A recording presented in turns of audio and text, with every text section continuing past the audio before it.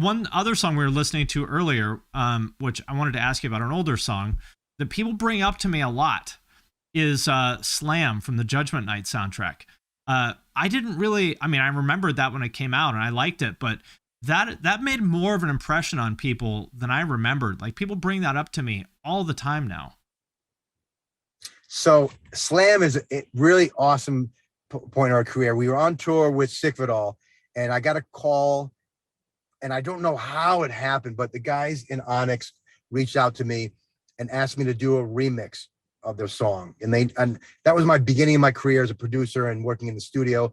And so I did this remix, and it came out great. I had sampled Danny from Biohazard drums, and I played all these heavy guitar riffs and erased all their stuff. And then that became a friendship. That song was really big. They called it Bionics. And it came out great. That friendship, it's funny because Fredro just reached out to me yesterday. And I have something I'm brewing with those guys. And from that era that I'll talk about when it's done. I never talk about things I'm going to do. I always tell you about what I did. But sure. That aside, it was a great time. We ended up, that friendship grew into another song that we did for the movie Judgment Night. We did the title track, which is a banging fucking track that you all should check out. But it was a great. That's what I meant. I meant Judgment Night, not Slam, but Slam also. We did, both tracks from Biohazard songs with them. Through that, we also were tight with the Cypress Hill camp.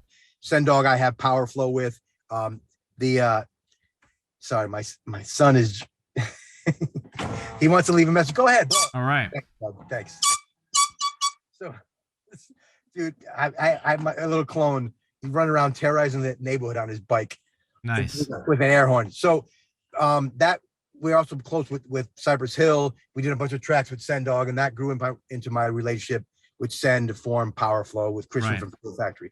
But the thing about Biohazard, we grew up, and not just Biohazard, but a big influence was everybody from Beastie Boys to Sugar Hill Gang and Public Enemy and Run DMC and Iron Maiden, Agnostic Front, Cro-Mags, even Earth Crisis you mentioned.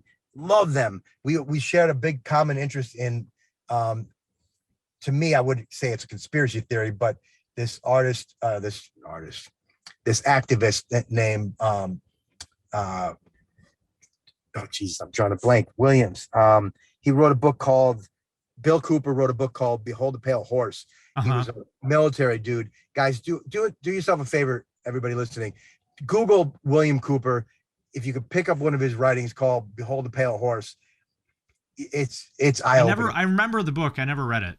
Yeah, I know Carl was a big fan of him, but they eventually got him. The Patriot Act came out after September 11th, and it enabled them to go onto his property and eventually successfully kill him.